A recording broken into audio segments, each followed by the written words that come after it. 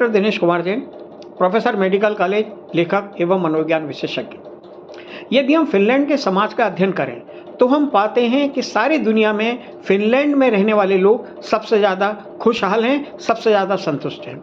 जो world happiness scale दुनिया भर में विभिन्न देशों में रहने वाले लोगों में हैप्पीनेस का जो पैमाना और उस पैमाने पर आधारित जो स्केल है, 2024 में फिनलैंड टॉपर था, डेनमार्क दूसरे नंबर पर था एवं भारत 126वें रैंकिंग पर था हैप्पीनेस स्केल में। और फिनलैंड पिछले 7 वर्षों से लगातार टॉप पर आ रहा है। फिनलैंड वासी पिछले 7 वर्षों से सारी दुनिया में सबसे खुशहाल और खुश लोग पाए गए हैं। दूसरा है करप्शन इंडेक्स। जो विश्व में करप्ट इंडेक्स की सूची है उसमें सबसे टॉप पर है डेनमार्क, जहां सबसे कम करप्शन है। दूसरे नंबर पर है फिनलैंड और भारत का इसमें 93 नंबर है। सन 2022 में जो ह्यूमन डेवलपमेंट इंडेक्स था उसमें फिनलैंड 12वें नंबर पर था और भारत 134वें नंबर पर। तो कुल मिलाकर फिनलैंड में सबसे ज़्यादा खुशहाल लोग रहते हैं। सबसे ज़्यादा खुश देश पूरी दुनिया में जो है वो फिनलैंड है और सबसे कम यदि करप्शन है वो फिनलैंड में है।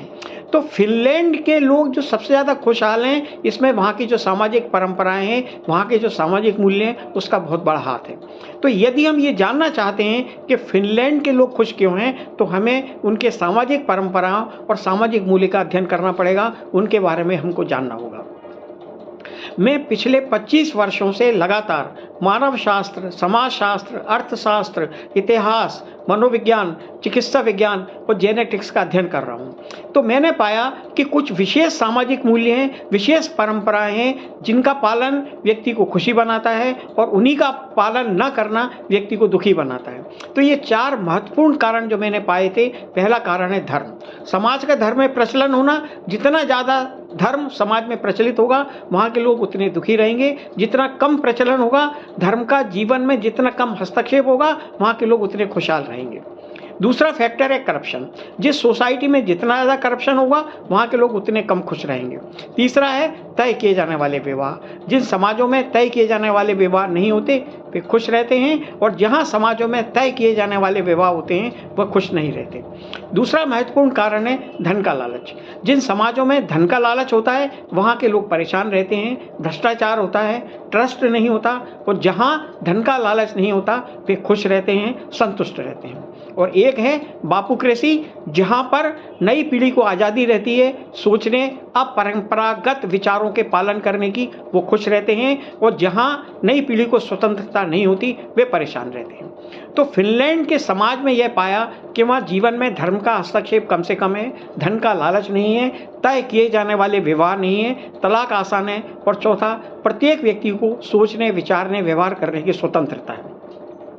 अब यदि हम एक एक आयाम का डिस्क्रिप्शन करें तो जहाँ तक धर्म की बात है, फिनलैंड में 66% लोग, एक सर्वे किया गया था 2018 में, उसमें ये पाया गया कि 66% जो फिनलैंड के लोग हैं वो ईश्वर में विश्वास नहीं करते हैं। दूसरा क्या है, फिनलैंड में एक दूसरी चीज़ है कि जो वैज्ञानिक चिंतन का प्रचार प्रसार करते हैं, धार्मिक मान्यताओं का विरोध करते हैं, उनको वहाँ अवार्ड से सम्मानित किया जाता है। जबकि दूसरी ओर भारतवर्ष में 100% लोग धर्म का पालन करते हैं, ईश्वर में विश्वास करते हैं। और जो नास्तिक हैं, ईश्वर को नहीं मानते, धर्म का पालन नहीं करते, उनको गालियाँ दी जाती हैं। तीसरा महत्वपूर्ण कारण जो फिनलैंड सोसाइटी में ये पाया गया कि जब फिनलैंड में दूसरे धर्मावलंबी की एंट्री हुई, इमिग्रेंट के रूप में दूसरे धर्मावलंबी आए, तो फिनलैंड वासियों ने देखा कि अलग अलग धर्म की जो मान्यताएं हैं वो विरोधाभासी हैं, इसलिए धर्म के प्रति उनका विश्वास धीरे धीरे कम होता गया। जबकि हमारे भारतवर्ष में विभिन्न धर्मावलंबी हैं, लेकिन हम भारतवासी सोच नहीं पाते कि जो धर्मों की विभिन्न जो विचारधाराएं हैं, अलग अलग जो सिद्धांत हैं, इसका मतलब ये है कि धर्म एक काल्पनिक और कोरी कल्पना है। चौथा, फिनलैंड के वासियों के जीवन में धर्म का हस्तक्षेप कम से कम है, जबकि भारत में धर्म जिंदगी के हर क्षेत्र में व्याप्त है। हर क्षेत्र में धर्म भारतवासियों के जीवन को संचालित करता है। तो अतः एक कंक्लूजन है कि फिनलैंड में धर्म हावी नहीं है, जबकि भारतवर्ष में धर्म पूरी तरीके से हावी है। धर्म के कारण हम किसी भी तरह का परिवर्तन का विरोध करते हैं, किसी भी तरह का परिवर्तन धार्मिक मान्यताओं के कारण स्वीकार्य नहीं होता। दूसरा महत्वपूर्ण कारण है फिनलैंड के वासियों में कि वहाँ तय किए जाने वाले विवाह प्रचलन में नहीं है। वहाँ विवाह पूरी तरीके से प्रेम पर आधारित है। विवाह तभी संपन्न किए जाते हैं जब प्रेम हो और पूरी तरीके से कॉम्पेटिबिलिटी हो, मित्रता हो, तभी वहाँ विवाह को मान्यता मिलती है। और विवाह में परिवार, समाज, माता पिता का हस्तक्षेप मान्य नहीं है। यदि माता पिता विवाह में हस्तक्षेप करते हैं तो वहाँ इसे अपराध माना जाता है। दूसरी ओर भारतवर्ष में जो विवाह है उसमें माता पिता की महत्वपूर्ण भूमिका है। विवाह आर्थिक आधारों पर तय किए जाते हैं। विवाह में धन का लालच महत्वपूर्ण है। ये भारतवर्ष में प्रचलित है। यह विवादों का और अशांति का बहुत बड़ा कारण है। दूसरा ये है कि फिनलैंड में तलाक बहुत ही आसान है। फिनलैंड में कोई भी एक व्यक्ति यदि न्यायालय में जाता है तो उसको तलाक मिल जाता है।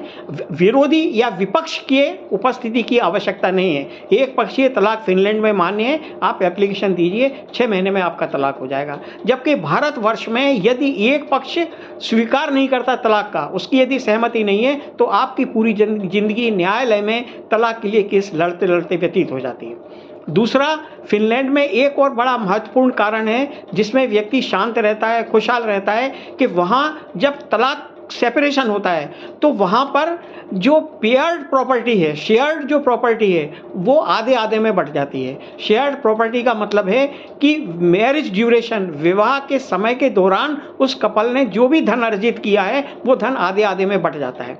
जबकि भारतवर्ष में ये जो दहेज एक्ट या दूसरी जो धाराएं हैं अथवा न्यायालय के हस्तक्षेप के कारण अनाप शनाप पैसा वधू पक्ष को देना पड़ता है, तब जाकर के तलाक मान्य होता है। दूसरा सबसे बड़ा कारण क्या है कि न्यायालय का मेंटेनेंस में ज़्यादा हस्तक्षेप नहीं है। और चूंकि फिनलैंड में लड़का भी जॉब करता है, लड़की भी जॉब करती है और मैरिज के बाद उनकी शेयर्ड प्रॉपर्टी बराबर बराबर बढ़ जाती है, अतः पुरुष को किसी भी तरह का आर्थिक कारणों से कोई प्रेशर क्रिएट नहीं होता। जबकि भारतवर्ष में स्थिति बिल्कुल अलग है। यहाँ न्यायालय भी हस्तक्षेप करता है, मेंटेनेंस भी प्रदान करता है और ये जो धाराएं हैं दहेज एक्ट से संबंधित, इसको वापस लेने के लिए लड़की वाला ब्लैकमेल करता है। और एक आश्चर्य की बात देखिए कि वधू पक्ष वर से, पुरुष से मेंटेनेंस वसूल करता है, धनराशि वसूल करता है और वही राशि उसके खिलाफ न्यायालय में खर्च करता है। तो मतलब ये है कि पुरुष के पैसे से ही स्त्री पुरुष को परेशान करती है। यही कारण है कि आज पुरुषों के आत्महत्या करने की संख्या दिन प्रतिदिन बढ़ती जा रही है।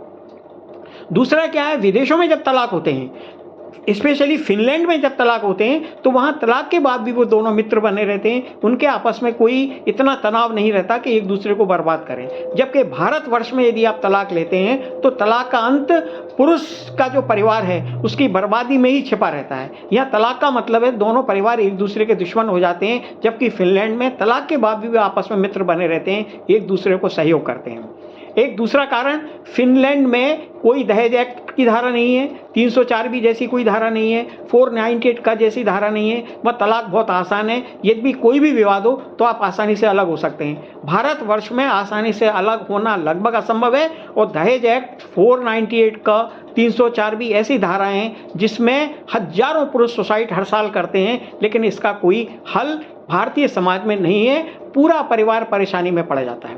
और सबसे बड़ा कारण क्या है कि लिव इन को फिनलैंड में कानूनी और सामाजिक रूप से मान्यता प्राप्त है, जबकि भारतवर्ष में ऐसी मान्यता प्राप्त नहीं है। अतः फिनलैंड में विवाह को लेकर के किसी तरह का टेंशन नहीं है, किसी तरह की परेशानी नहीं है। मित्रता प्रेम के बाद विवाह होता है, तलाक भी आसान है, लिव इन को मान्यता है। जबकि भारतवर्ष में तलाक लेना बहुत मुश्किल है और ये तय किए जाने वाले विवाह भारतवर्ष में अशांति का, परेशानी का, टेंशन का बहुत बड़ा कारण है। तीसरा जो अंग है खुश रहने का, वो है पैसे का लालच नहीं होना। फिनलैंड में विद्यार्थियों को एजुकेशन सिस्टम में पढ़ाया जाता है कि आपको मरना है, इसलिए ज़्यादा धन का लालच मत करिए, ज़्यादा धन एकत्रित मत करिए। जबकि भारतवर्ष में धन कमाना बड़ा अच्छा काम माना जाता है। भारतवर्ष में माना जाता है कि सफलता का पैमाना ये, जितना आपके पास ज़्यादा धन होगा उतने ही आप समाज में सफल कहलाएंगे। जबकि फिनलैंड में ऐसा नहीं है। फिनलैंड में लालच को घृणा की दृष्टि से देखा जाता है। दूसरा, फिनलैंड का जो मीडिया है, सोशल मीडिया है, वहाँ जो भी एक प्रचलन में जो कहावतें हैं या प्रचलन में जिस तरह का बातचीत की जाती है उसमें यह कहा जाता है कि आप पैसे का लालच मत करिए, ज़्यादा पैसे मत कमाइए। जबकि भारतवर्ष में हर चीज़, हर बात में ये कहा जाता है, हर डायरेक्शन में, हर मोटिवेशन में, कि आप अधिकतम पैसा कमाइए, यही आपकी सफलता का पैमाना है। फिनलैंड में एक और अजीब बात है कि जिसके पास जितना ज़्यादा पैसा होता है उसको घृणा की दृष्टि से देखा जाता है, उसका सामाजिक तिरस्कार और बहिष्कार किया जाता है। जबकि भारतवर्ष में जिसके पास जितना ज़्यादा पैसा है उसको बड़ा आदमी माना जाता है, उसके चरणों में लोग झुक जाते हैं, उसको तिरस्कार की नज़रों से कभी नहीं देखते, उसका बहुत ज़्यादा सम्मान किया जाता है। फिनलैंड में ये पाया जाता है कि यदि आपके पास अतिरिक्त संसाधन है, अतिरिक्त पैसा है, तो ये समाज में दूसरे लोगों की भलाई के लिए है। जबकि भारतवर्ष में ऐसा नहीं माना जाता।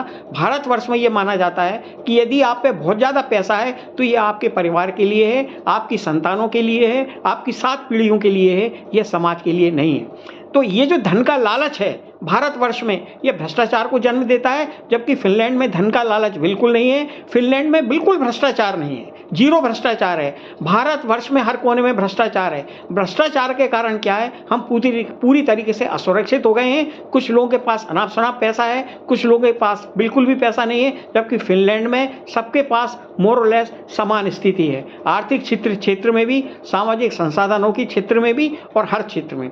इसलिए भी फिनलैंड वासी खुशहाल हैं, जबकि भारतवासी परेशान रहते हैं। और चौथा सबसे बड़ा कारण है कि वहाँ बापूक्रेसी नहीं है। नई पीढ़ी को सोचने, विचारने, व्यवहार करने की पूरी स्वतंत्रता है, जबकि भारतवर्ष में ये स्वतंत्रता कतई नहीं। फिनलैंड में दूसरे एक आयाम भी हैं। फिनलैंड में वर्क लाइफ बैलेंस है, वो बहुत ज़्यादा काम नहीं करते, परिवार में समय व्यतीत करते हैं, अपनी व्यक्तिगत ज़िंदगी जीते हैं, शांतिपूर्ण ज़िंदगी जीते हैं, जिससे वो क्रिएशन भी करते हैं। जबकि भारतवर्ष में व्यक्ति दिन रात पैसे कमाने की होड़ में रहता है, उसका वर्क लाइफ बैलेंस बिल्कुल डिस्टॉर्टेड है। प्राइवेट जॉब 16-16, 18-18 घंटे लोग करते हैं, उनके पास वर्क लाइफ बैलेंस जैसा कोई कंसेप्ट भारतवर्ष में नहीं है।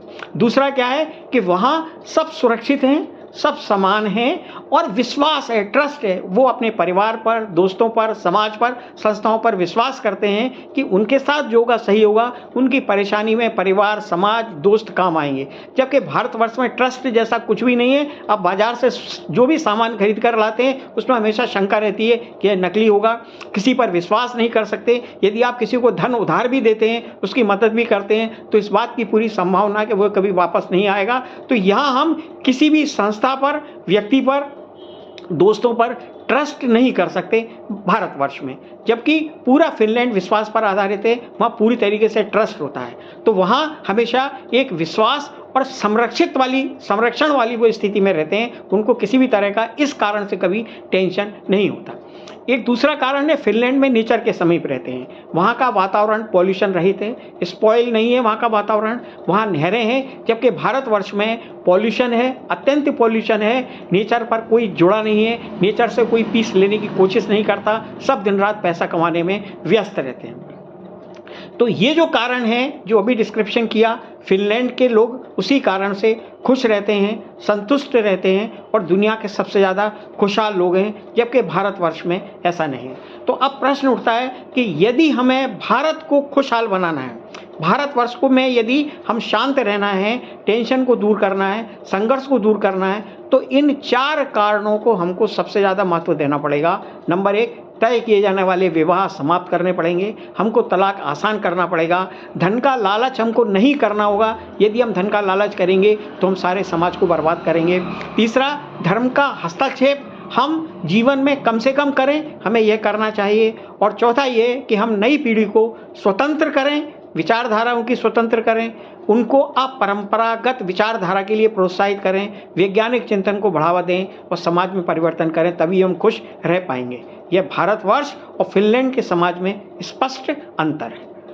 और दूसरा यह है कि एक भारतवर्ष की एक रैंकिंग है कि यहाँ सोशल मीडिया पर गलत सूचनाओं का अपार भंडार है। यह गलत सूचनाएं सामान्यतः प्रसारित कर दी जाती हैं। सच या गलत कोई नहीं समझने की कोशिश करता कि सच क्या है, गलत क्या है। अतः हमारा आप लोगों से अनुरोध है कि यदि आप वास्तव में सच जानना चाहते हैं कि भारतीय समाज का सच क्या है, तो ये जो चैनल है इसको सब्सक्राइब करिए, शेयर करिए, दोस्तों से बात करिए इस बारे में। और कोई भी बात यदि आपको समझ में नहीं आती तो कमेंट में आप विरोध करिए, मेरे से प्रश्न पूछिए। हम सबका मकसद है कि हम भारतीय समाज को खुशहाल बनाएं और नई पीढ़ी के लिए हम बेहतर समाज का निर्माण करें। धन्यवाद।